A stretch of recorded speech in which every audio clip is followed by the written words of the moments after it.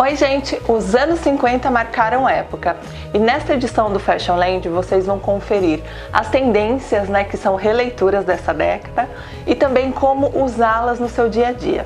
E fiquem de olho que tem muito mais!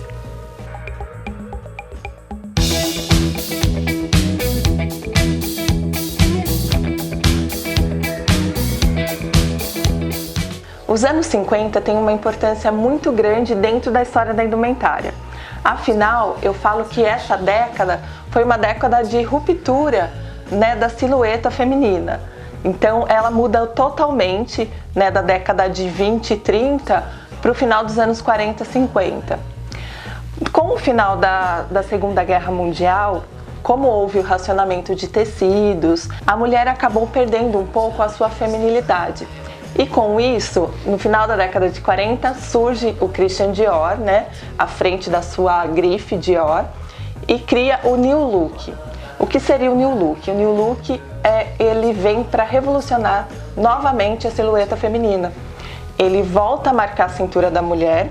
Com o fim da Segunda Guerra Mundial, em 1947, as empresas voltam, as fábricas voltam a produzir muitos tecidos e com isso o Dior ele cria saias e vestidos com são metros e mais metros de tecidos e saias com muito volume. E outros nomes muito famosos hoje da moda surgiram também mais ou menos nesse período, Tanto Chanel, que também já estava em evidência nessa época, as grifes Balmain, Givenchy e também a Balenciaga surgem aí nesse período. Agora em 2015 a gente viu bastante estilistas trazendo essas releituras. Nomes como Patrícia Bonaldi, à frente da Patibot, ela trabalha muito isso. Eu acho que essa feminilidade, ela traz, eu acho que é o principal nome assim da moda brasileira, que traz isso nas suas criações. Então cintura bem marcada, muita pedraria, muito bordado. Então acho que a gente vê muito referências da década de 50 nos desfiles da Patrícia Bonaldi e da Patibot. E quanto às estampas, a gente conta com a volta do poá, aquele tecido de bolinha, que eu acho que remete muito a essa década de 50, também um pouco a década de 60 também. As listras também, que a gente pode ver, nota-se que voltou com tudo, tanto as listras horizontais como as verticais. As estampas florais, que eu acho que dá para coordenar looks lindos, fazendo um mix aí de estampas com as estampas florais e misturando com o poá ou com as listras. E também os tipos de xadrezes, Então essas estampas elas voltam com tudo, Até mesmo o xadrez, que ele é muito comum no inverno, ele está presente no nosso verão também, Claro que em tecidos mais finos, mas ele está presente também. Os looks que ficam incríveis dentro dessa proposta dos anos 50 são os looks compostos com a saia midi. Você pode combinar desde uma saia midi num tecido mais fino, tipo a seda, como também as saias midis em outros tecidos, como couro fake, Eu acho que essa combinação com o couro fake fica muito legal combinando com uma t-shirt, Você pode colocar nos pés uma botinha ou sapatilhas, criando um visual mais rocker. Ou então você usa essa mesma saia, em couro fake e combina com uma blusa, ou uma camisa de seda de um tecido mais nobre e sandálias nos pés. E não podemos nos esquecer dos vestidos, Seja ele no comprimento midi, como esse que eu estou usando, Só que ele tem as pontas assimétricas, O barrado dele é todo assimétrico, então ele quebra um pouco esse estilo mais ladylike e é uma peça mais moderna. Mas também é legal investir nos vestidos midi mais clássicos, mais românticos, e também nos vestidos longos, Só que nesse caso, eu acho legal vocês, na hora de escolherem os sapatos, optar. Se você tá um pouco acima do peso ou é mais baixinha, usar sapatos com salto, ou então sapatos de uma cor próxima ao seu tom de pele. Agora, se você já é mais alta e magra, você pode apostar nas sapatilhas e também nas rasteiras. Nada impede de você usar também, mas eu acho que ele acaba achatando a silhueta, no caso de quem é mais baixinha.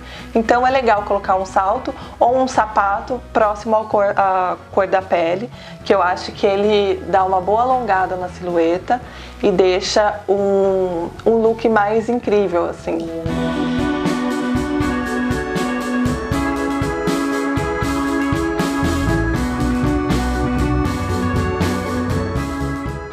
Bom, gente, eu sou o Dr. Rodolfo da Clínica Mavi e estou aqui para continuar o assunto do programa anterior, né? No outro nós falamos sobre o Botox, a toxina botulínica, e hoje nós vamos falar sobre os preenchedores. Inclusive teve aí na mídia, né, um assunto sobre preenchimento, né, corporal e facial, então eu vou falar para vocês quais são os procedimentos mais utilizados, quais são os produtos mais utilizados para volumização facial, né? Nós temos dois tipos de produtos. Nós temos os preenchedores provisórios, que são absorvidos pelo organismo, e nós temos os preenchedores definitivos. Tenho que falar para vocês, eu não realizo procedimento definitivo, preenchedor definitivo. Por quê? Porque depois de um tempo ele pode sim dar alguma reação no organismo. Existem algumas pessoas que depois de 15 anos tiveram algumas reações e por isso eu falo para vocês, eu não realizo. E depois também fica difícil de retirar esse produto, né? Algumas pessoas não conseguem retirar por completo, sempre sobra algum resíduo. Então esse é a grande diferença entre o absorvível e o não absorvível. Dos absorvíveis que a gente usa muito é a hidroxapatita de cálcio e também o ácido hialurônico. Lembrando para vocês que o ácido hialurônico é um dos mais seguros, dos preenchedores mais seguros que a gente tem. Por quê? Porque é uma substância que nós temos no nosso organismo, a gente nasce com ela, né? E com o passar do tempo a gente vai perdendo. E por isso que a pele fica mais fininha, a pele fica com um volume menor, o rosto fica mais emagrecido, né? E por isso a gente consegue colocar ela, que é uma substância biocompatível, aí sem riscos de alergia, sem risco de reação contrária. Uma das coisas que é bem bacana é que ele tem a capacidade de reter a água. Então a pele fica com um aspecto mais hidratado e a gente consegue também a volumização. Seja ela da pontinha do nariz, eu não falei para vocês ainda da pontinha do nariz, né? A gente consegue preencher com o ácido hialurônico a pontinha do nariz. Aquelas pessoas que têm o nariz um pouquinho mais para baixo, a gente faz o preenchimento aqui e a gente consegue elevar a ponta do nariz. Nós também conseguimos fazer aqui, às vezes tem algumas pessoas que têm aquele ossinho, então a gente preenche aqui em cima também. Procedimento muito seguro, de 15 a 20 minutinhos a gente consegue fazer sem nenhuma restrição. Depois a gente faz um curativo para moldar o nariz e aí que você fica com 7 a 10 dias e volta para a gente reavaliar. Falo para vocês que eu já falei inclusive no programa anterior, tem que voltar para reavaliar o procedimento, isso sempre, seja em um peeling, seja na toxina botulínica, seja em um laser, tem que voltar para a gente reavaliar. Outra coisa que é bacana também com o ácido hialurônico, que fica muito natural, é o preenchimento labial. A gente consegue dar um volume, consegue melhorar o contorninho da boca e fica natural. Porque senão fica aquela boca de pato meio estranha e aí fica mais difícil também de você ficar feliz com o procedimento, né? Conseguimos também com o ácido hialurônico e com a hidroxapatita de cálcio fazer a volumização facial. Seja para aquelas rugas mais profundas, seja para a bochecha. Tem gente que às vezes gosta de fazer aqui na região submandibular, no queixo também. Tem gente que tem às vezes o queixo muito pequenininho. Então a gente consegue fazer a elevação aqui dando essa voltinha que fica com um aspecto bem natural. Lembrando, gente, hidroxapatita de cálcio ela serve para estimular a produção de colágeno e por isso ela dura mais tempo do que o preenchimento com ácido hialurônico. O ácido hialurônico ele dura aproximadamente 6 a 9 meses, até 10 meses a gente consegue. Já com a hidroxapatita de cálcio a gente consegue 1 ano e meio até 2 anos.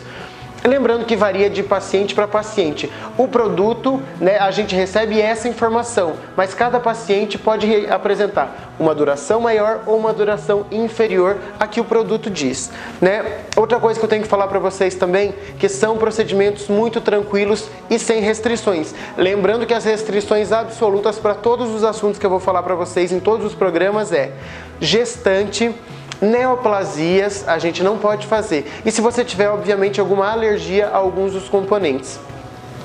Agora eu vou falar para vocês sobre os preenchimentos definitivos, os preenchedores definitivos. O mais usado mesmo é o PMMA, que é o polimetilmetacrilato.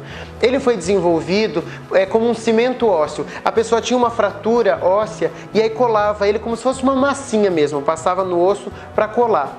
E ele começou a ser utilizado em pacientes HIV positivos ou algumas pessoas que têm uma lipodistrofia, que perdem completamente a gordura do rosto. Então aqueles pacientes que estão bem emagrecidos, que têm essa perda importante, tanto muscular quanto de gordura, a gente consegue aplicar para reestruturar, para reestabelecer a volumização facial. E também tem o hidrogel. O hidrogel é uma substância também que causa a volumização e a gente consegue também aplicar em várias partes. O pessoal aplica na região do peito, os homens, no braço, na perna, no bumbum. Lembrando que eu não realizo esse tipo de procedimento aqui na clínica e na minha vida profissional. Eu sempre prefiro aí os preenchedores provisórios, porque a gente consegue aí um aspecto natural e também protegendo aí a sua pele de ter alguma reação alérgica, de ter alguma rejeição. Então é extremamente interessante que a gente saiba disso. Existem os preenchedores definitivos e os preenchedores provisórios. Então assim, conversa com o seu médico, vê qual é a indicação realmente de procedimento para você. Porque assim, não é só porque a sua amiga fez, eu volto a falar, que você também tem que fazer, que esse é o procedimento mais indicado para você, né? Então é interessante sempre uma avaliação profissional, juntando com o seu desejo e em uma parceria, aí a gente decide qual é o procedimento indicado. Os preenchedores eles servem para rugas profundas, servem também para volumização facial, seja ela para o aumento de lábio, aumentar a bochecha e também elevar a pontinha do nariz.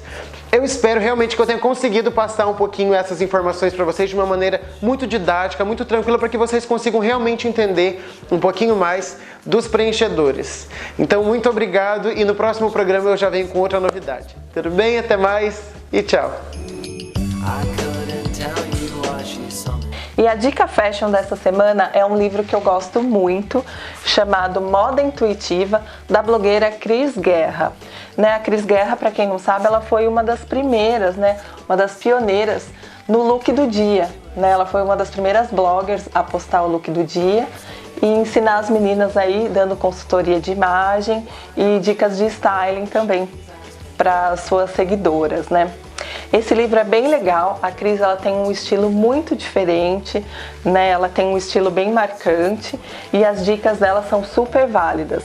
Então eu indico Moda Intuitiva da Cris Guerra para vocês.